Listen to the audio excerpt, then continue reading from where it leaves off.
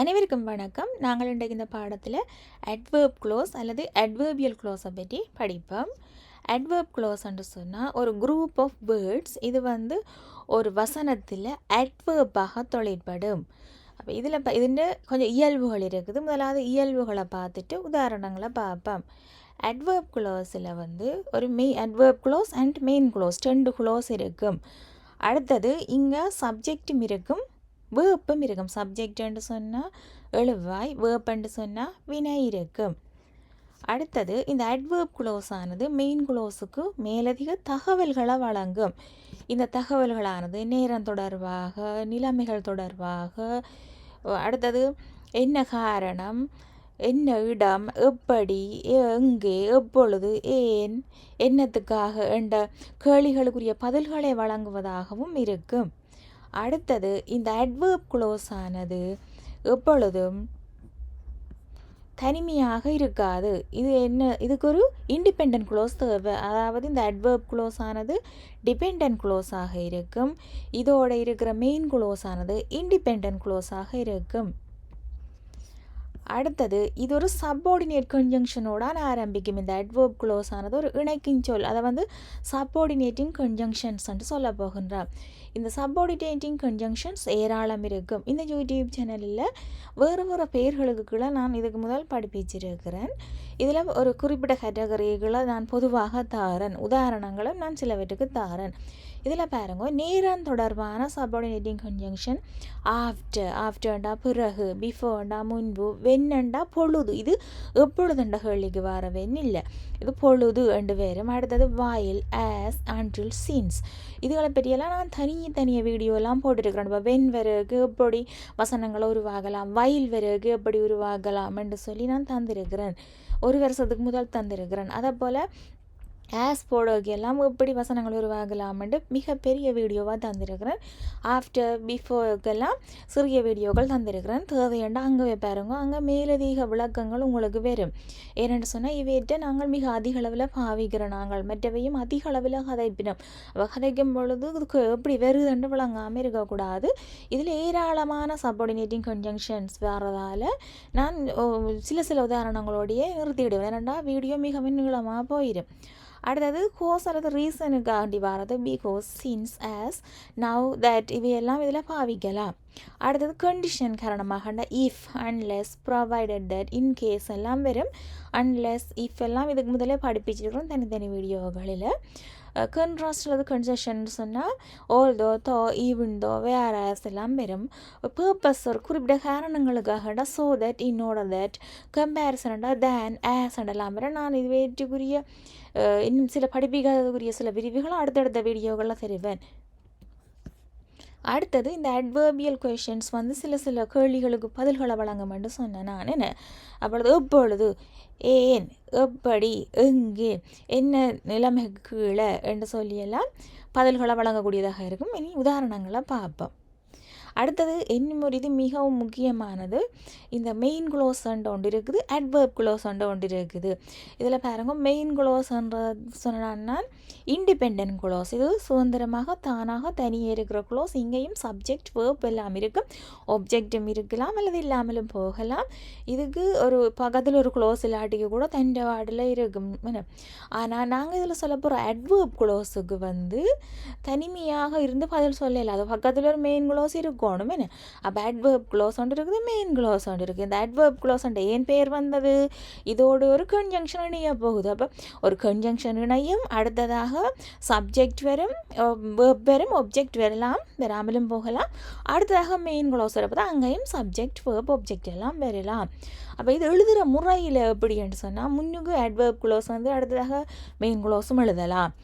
அல்லது main close முதலாவதாக எழுதி இறுதியில் அட்வர்ப் க்ளோஸ் எல்லாம் எழுதலாம். அல்லது இந்த மிடில்லையும் வரலாம் அட்வர்ப் க்ளோஸ். இங்கே பாருங்க, ஆரம்பத்தில் பிறகு although it was raining we went for a walk. இன்னும் மழை பெஞ்சு கொண்டு இருந்தாலும் நாங்கள் நடக்க போனோம்னு சொல்லுறோம். இது ஆரம்பத்தில் இங்கே பாருங்க அட்வர்ப் க்ளோஸ் இதில் வருகுது.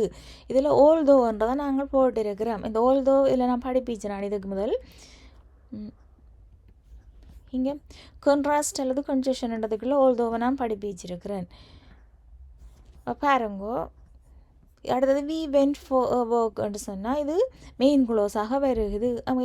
நடுவில் பிறகு வி அம்மினுக்கு கொண்டு வந்து அடுத்ததாக அட்வர்ப் க்ளோஸை கொண்டு வந்து அடுத்ததாக மெயின் க்ளோஸின்ற பகுதியை கொண்டு வாங்குறோம். அடுத்ததாக இறுதியில் கொண்டு வரேன்டா இங்கே பாருங்கள், இதில் ஆல்தோ இட் வாஸ் ரைனிங்னு சொல்லி சொல்கிறோம். முதலாவதாக மெயின் க்ளோஸை கொண்டு வந்துருக்கிறோம். இங்கே இந்த ரூல்ஸ் கதைக்கும் பொழுது இது பிரச்சனையில், எழுதும் பொழுது ஒரு ரூல்ஸ் இருக்குது. முதலாவதாக நாங்கள் அட்வர்ப் க்ளோஸ் எழுதணும்னா ஒரு கமா போட்டு தான் மெயின் க்ளோஸை எழுத வேண்டி வரும். முதலாவது பாருங்க, அட்வர்ப் க்ளோஸ் ஆஃப் டைம்னு சொல்கிறோன்னு. என்ன டைமில் வந்து ஏற்கனவே நான் சில உதாரணம் தந்துருக்கிறேன் முன்னுக்கு. இங்கே பாருங்கள், 2 நிகழ்வுகள் ஒரே நேரம் நடக்கிறத பார்ப்போம். என்ன வயலண்ட் சொன்னால் டியூரிங் த டைம். என்ன வயல் 2 நிகழ்வுகள் ஒரே நேரம் நடந்து கொண்டிருக்கு. நான் படித்து கொண்டிருந்த பொழுது நீ சமைத்து கொண்டிருந்தாயண்டா வயலை பாவிக்கலாம் அந்த நேரம். என்ன கொண்டிருந்த பொழுது 2 பேரும் இப்போ நான் உங்களை விளங்குறவுக்காண்டி தான் கொண்டிருந்த பொழுது என்று சொல்லி சொல்கிறேன். நான் படித்து கொண்டிருந்த பொழுது நீ சமைத்து கொண்டிருக்கிறாய், அல்லது படித்து கொண்டிருந்த பொழுது நீ சமைத்து கொண்டிருந்தாய் என்று சொல்கிறேன். உங்களுக்கு விஷயம் விளங்கிச்சுன்னு சொன்னால் நீங்கள் அதை படித்த பொழுது சமைத்தாள் அப்படின்றலாம் சொல்லலாம், பிரச்சனை இல்லை. அடுத்த வென்னு சொன்னால் இப்போ இதில் வயலில் வந்து 2 லாங்கர் ஆக்ஷனாயும் இருக்குது, மெயின் க்ளோஸும் கன்ஜங்ஷன் க்ளோஸும். இங்கே வென்னுண்ட பொழுது வென்னுக்கு அட் த டைம் என்ன, அப்போ ஒன்று ஷார்ட்டர் ஆக்ஷன் ஒன்று லாங்கர் ஆக்ஷனாயும் இருக்கும். வென்னோட வரது ஷார்ட்டர் ஆக்ஷன்லையும் வரும், அதாவது கண்டினியூஸ் டென்ஸ் இல்லாமலும் வரலாம். அடுத்தது ஆஸ் என்று சொன்னால் ஆஸ் வந்து ஆலண்டு வரும். இதுக்கு முன்னுக்கு ஆஸை மிகப்பெரிய ஒரு வீடியோ போட்டிருக்கேன், இருக்கா பாருங்க. அங்கே அந்த வீடியோக்களை 10 நிமிஷத்துக்கு மேலே நினைக்கிறேன். வயல் வென் ஆஸுக்கெல்லாம் படிப்பிச்சது. அப்போ இங்கே வந்து சுருக்கமாக எல்லாத்தையும் சேர்த்து கொண்டு வரகா அந்த வீடியோ கொண்டு எனக்கு இயலாது. ஒருக்கா அங்கே பார்த்தீங்கன்னா மிகப்பெரிய தெளிவு உங்களுக்கு விளங்காட்டிக்கு. அடுத்த வென்னவர்ன்னு சொன்னால் பொழுதெல்லாம், என்ன நான் போகும் பொழுதெல்லாம் நீ வந்தாய் அப்படியான அர்த்தங்கள்லாம் வென்னவரை நாங்கள் பாவிக்கிறோம். நாங்கள் இதுவும் தனியாக ஒரு வீடியோ முன்னுக்கு போட்டிருக்கிறேன், வேறு ஒரு வீடியோவில் இருக்குது தலையங்கத்தில் பாருங்க தேவைன்னு சொன்னால். இங்கே பாருங்க, ஆசண்டா ஒரு செயலால் ஒரு விளைவு ஏற்படுவதை காட்டும். 2 நிகழ்வுகளும் ஒரே நேரத்தில் அல்லது ஒரு நிகழ்கையில் 2வது நிகழ்வு தொடங்கும். வினை என்ற சத்தம் இப்படி வரும்னு சொன்னால் இப்போ தமிழில் நாங்கள் கதை கேட்க வினை என்ற சத்தத்தோட படியால், வினை என்ற சத்தத்தோட ஆலண்டெல்லாம் பாருங்க. நான் தாமதமாக வந்ததால் நான் ஒரு குறுக்கு வழியை எடுத்தேன் என்று சொல்லி சொல்கிறேன். என்ன இங்கே பாருங்க, நான் தாமதமாக வந்ததால் என்று சொல்லி சொல்லுறேன். என்ன அப்போ இதில் வந்து வினையின் சத்தத்தோட ஆள் என்று வருது. வினையின் சத்தம் என்ன, வந்தது. அப்போ வந்தது என்றதோட அதாலான் வந்ததால் என்று சொல்லி சொல்கிறேன். இங்கே பாருங்க, as I was running late. என்ன அப்போ இதில் வந்து இந்த என்ன க்ளோஸாக வருது, ஆஸ் வந்தபடியா இதுதான் அந்த அட்வர்ப் க்ளோஸாக வருது. இதில் ஐ டுக் அ ஷார்ட் கட், இது மெயின் க்ளோஸிங்க. அப்போ இது உங்களுக்கு விளங்கி இருக்குமான்னு நினைக்கிறேன். நம்ம இப்படின்னு சொல்லலாம். இதில் நான் முதலாவதாக வந்து இந்த அட்வர்ப் க்ளோஸை போட்டபடியாக கமா போட்டு அடுத்ததாக மெயின் க்ளோஸை போட்டுருக்கிறேன் என்ன எழுதுக்கு. நாங்கள் இதை வந்து I took a short cut as I was running லேட்னு சொல்லலாம். அப்படி எழுதும் பொழுது நாங்கள் அந்த சந்தர்ப்பத்தில் கமா போட தேவையில்லை மெயின் க்ளோஸுக்கு அடுத்ததாக. என்ன அடுத்தது வென்னுக்கும் வயலுக்கும் பாவம் 2க்கும் பொழுதுன்ட்டு தான் வரும். வென்னண்டா கதைத்த பொழுது, வயலண்டா கதைத்து கொண்டிருந்த பொழுது. நான் சொன்னேன் ஷார்ட்டர் ஆக்ஷன் லாங்கர் ஆக்ஷன் சொல்லிப்பேன். கதைத்த பொழுதுன்றது இது ஒரு கண்டினியூஸ் டென்ஸ் இல்லை, கதைத்து கொண்டிருந்த பொழுதுன்னு சொன்னால் ஒரு கண்டினியூஸ் டென்ஸ் என்ற அர்த்தத்தில் வந்து கொண்டு இருக்குது. 2 நிகழ்வுகள் க்ளோஸஸை 2க்கு நடுவே இணைத்து ஒரு வசனமாக மாற்றும். பொழுது கொண்டு தான் வேறும். ஆனால் இதை பற்றி ஒரு வீடியோ போட்டுக்கணும், தேவைன்னா பாருங்க, மிக பெரிதாக இருக்குது. இங்கே இதில் இது பாருங்க உதாரணம், while I was cooking dinner the phone ரேங்கன்னு சொல்கிறேன்னு. நான் இரவு உணவு சமைத்து கொண்டிருக்கும் போது தொலைபேசி ஒலித்தது என்று சொல்லி சொல்கிறேன். அப்போ இதில் நான் இரவு உணவு சமைத்து கொண்டிருக்கும் போதுண்டா சமைச்சு கொண்டே இருக்கிறேன்னு. அப்போ அது என்ன டென்ஸ்ண்டா பாஸ்ட் கண்டினியூஸ் டென்ஸில் வருகுது. அப்போ அந்த சமைத்து கொண்டிருக்கும் பொழுது அல்லது போது என்ன இல்லை ரெண்டு வந்தபடியே தான் வாயில் ஐ வாஸ் குக்கிங் டின்னர்ன்னு சொல்லி தந்திருக்கிறேன். அப்போ இது உங்களுக்கு விளங்கிருக்கும். இதுதான் லாங்கர் ஆக்ஷன் சொல்கிறது, பாஸ்ட் கண்டினியூஸ் டென்ஸ். நீ பாருங்க, ஐ வாஸ் குக்கிங் டின்னர்ண்டா இரவு உணவு சமைத்து கொண்டிருந்தேன் 2 பேரும். இதில் முன்னுக்கு வயல போட்டபடியா இரவு உணவு சமைத்து கொண்டிருந்த பொழுது என்று சொல்லி வருகுது. அடுத்தது த ஃபோன் ராங், என்ன ஃபோன் அடித்தது, இது சிம்பிள் பாஸ்டாயே வந்து கொண்டு வருகுது இதில். என்ன அப்போ இது உங்களுக்கு இப்போ வயல் ஓரளவு விளங்கி இருக்க மாட்டேன்னு நினைக்கிறேன். என்ன நான் இரவு உணவு சமைத்த போது தொலைபேசி ஒழித்தது என்று சொன்னால் அது சில அதில் வந்து சமைத்து கொண்டிருக்கும் பொழுது அண்டு இல்லை, அது சமைத்த போது அண்டு சுருக்கமாக சொல்லணும்னு சொன்னால் அதுக்கு வென்னும் போடலாம், சந்தர்ப்பத்துக்கு ஏற்ற மாதிரி வரும். அடுத்தது அவர் கதவை திறந்ததும் காற்று வீசியது, அது திறந்ததால் காற்று வீசியது. அதால் தான் as he open the door gust of wind swept through என்று சொல்கிறோமே. நம்ம அவர் கதவை திறந்ததும் என்ன திறந்த உடனே என்றபடியாத்தான் ஆஸுக்கு நான் இதில் தந்திருக்கிறேன்னு பாருங்க. ஒரு செயலால் விளைவு ஏற்படுவதை காட்டும் இரண்டு நிகழும் ஒரே நேரத்தில் அல்லது ஒரு நிகழ்வு நிகழ்கையில் இரண்டாவது நிகழ்வு தொடங்கும் என்று சொல்லியிருக்கிறேன். அப்போ அவர் கதவை திறந்ததும் என்ன ஒரு நிகழ்வு கதவை திறக்கிறது ஒரு நிகழ்வு, அடுத்தது காற்று வீசியதை உடனே. அப்போ இதில் ஆஸை போட்டு ஆஸ் ஹி ஓப்பன் த டோர்ன்னு சொல்லி வந்தபடியாக பாருங்க இவ்வளவும் அட்வர்ப் க்ளோஸுக்குள்ளே வருது. இதில் ஆஸ்ன்றது அந்த இணைக்கும் சொல்லாக வருகுது. இதில் இது ஹி ஓப்பன் அவர் கதவு திறந்தான் ரெண்டு பேருமே இந்த ஆஸ் போட்டபடியாக தான் திறந்ததால் அல்லது திறந்ததும் என்று சொல்கிறேன். கஸ்ட் ஆஃப் விண்ட் ஸ்வெப்ட் த்ரூன்னு சொல்கிறேன். அடுத்தடுத்து இரண்டு நிகழ்வுகள் முன்பின்னாக நடக்கிறது. ஆஃப்டர் பிறகு வென்னுக்கும் சில நேரம் வேறும் as soon as once before by the time since. அதில் பாருங்கள் அவள் வீட்டு பாடத்தை முடித்து விட்டு படுக்கைக்கு சென்றாள் என்று சொன்னால் வீட்டு பாடத்தை முடிச்சுட்டு தான் அவள் படுக்கைக்கு போயிருக்கிறா. அப்போ after she finished her homework she went to பெட்ன்னு சொல்கிறோம். அப்போ இதில் பாருங்கோ அவள் தான் படுக்கைக்கு சென்றாள். இது ரெண்டுக்கும் பொதுநபர் அவள் ரெண்டு நிகழ்வு நடந்திருக்கு. இதில் பாருங்கோ அவள் வீட்டு பாடத்தை முடித்தால் அவள் படுக்கைக்கு சென்றாள். இதுக்கு முதல் நான் படிப்பிச்ச வீடியோவில் அந்த அடுத்தது வாயில் வெண்ணை பிரியலாம் படிப்பிக்க முதலாவது நிகழ்வு ரெண்டாவது நிகழ்வு தந்திருக்கிறேன் நினைக்கிறேன். ஒரு அங்கே விளங்காட்டிக்கு அதில் பாருங்க இது ஒரு ஆளை அப்படி தான் கதைக்கிறேன். அப்போ அவள் வீட்டு படத்தை முடித்து விட்டால் அவள் படுக்கைக்கு சென்றான்னு சொன்னபடியாக நாங்கள் ரெண்டுக்கும் இல்லை ஷீயை போட்டுருக்கிறோம். அப்போ முதலாவது after she finished home work ரெண்டும் பாஸ்ட் டென்ஸ்லேயே முடிஞ்சுது. அப்போ இதுதான் இதில் அட்வர்ப் க்ளோஸாக வருது. அவள் படுக்கைக்கு சென்றாள்ன்றது மெயின் க்ளோஸாக வருது. அவர் படம் முடிவதற்குள் வெளியேறினார். ஹீ லெஃப்ட் படம் முடிகிறோகு முதலே அவர் வெளியேறினார் என்று பாருங்க. பிஃபோர் த மூவி எண்டட் என்று சொல்லி சொல்லுறான். இதை முன்னுக்கு மாற்றியும் சொல்லலாம். பிஃபோர் த மூவி எண்டட் அந்த நேரம் காமாக போட்டுட்டு தான் ஹீ லெஃப்ட் என்று சொல்லி எழுதுறேன்டா. அடுத்தது I was studying while my sister was வாட்சிங் டிவி. நான் படித்து கொண்டிருந்த பொழுது என் சகோதரி டிவி பார்த்து கொண்டிருந்தான். ரெண்டும் ஒரே நேரம் நடந்து கொண்டே இருக்கிற ஒரு சம்பவம். அப்போ இது past continuous. I was studying நான் படித்து கொண்டிருந்தேன். அப்போ இது மெயின் க்ளோஸாக வருகுது. இங்கே இந்த க்ளோஸுக்கு முன்னுக்கு அட்வர்ப் இருக்கா ஒரு கன்ஜங்ஷனும் இல்லைன்னு. அப்போ இது மெயின் க்ளோஸ். இங்கே பாருங்க மை சிஸ்டர் வாஸ் வாட்சிங் டிவி என் சகோதரி டிவி பார்த்து கொண்டிருந்தான்னு சொல்கிறோம். இந்த க்ளோஸுக்கு முன்னுக்கு வாயில கொண்டு போட்டிருக்கிறோம். ஆகவே இது அட்வர்ப் க்ளோஸாக வருகுது. அடுத்த மணி அடித்தது மாணவர்கள் வகுப்பறையை விட்டு வெளியோடினர். After the bell rang the students rushed out of the classroom. என்ன பாருங்க மணி அடித்தது அடித்த பிறகு என்று சொல்லி இதில் வேதத்தில் ஆஃப்டர் போட்டுருக்குது. அல்லது மணி அடித்த உடனே ஆஸ் சூன் ஆஸ்ன்னு இதில் போடலாம். When he was running late he skip breakfast அவர் தாமதமாகும் போது காலை உணவை தவிர்த்தார்.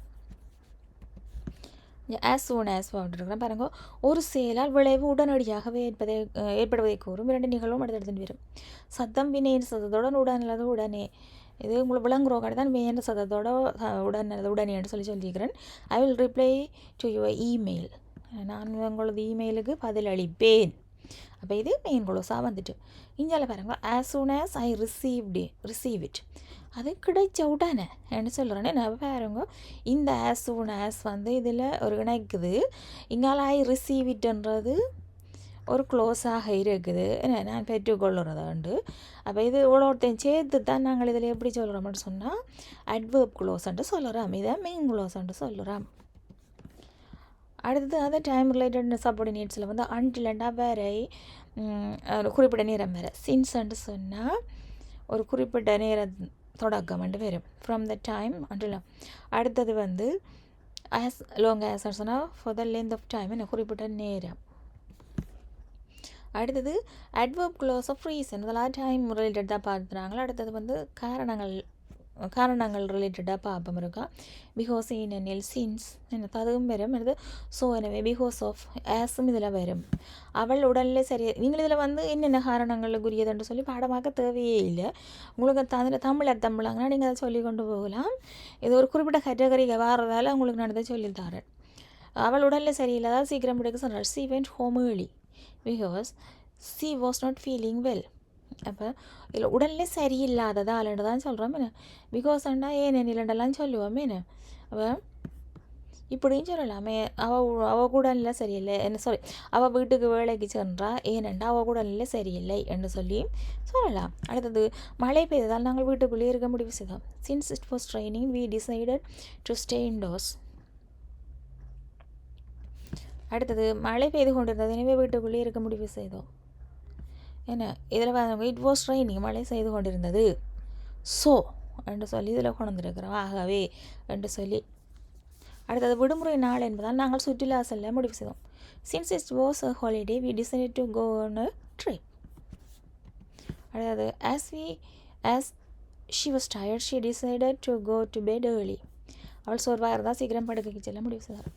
அடுத்தது adverb clause of contrast. இது கொஞ்சம் ஒப்போசிட்டாக வருது. தோ ஆல்தோ ஈவன் தோ என்று சொல்லி இருந்தாலும் என்று சொல்லி தான் பாவிக்கிறது. தோண்டா கொஞ்சம் வலிமை குறவி, ஆல்தோண்டா கொஞ்சம் கூட, ஈவன் தோ இன்னும் கூட. இதை பற்றி தனியாக ஒரு வீடியோவும் போட்டிருக்கிறேன், தேண்டா பாருங்க. அடுத்த while, but, despite, in spite of, whereas இதெல்லாம் பாவிக்கிறது. குளிராக இருந்தாலும் அவள் நடைப்பயிற்சி சென்றாள். Though it was called she went for a walk என்று சொல்கிறோம். என்ன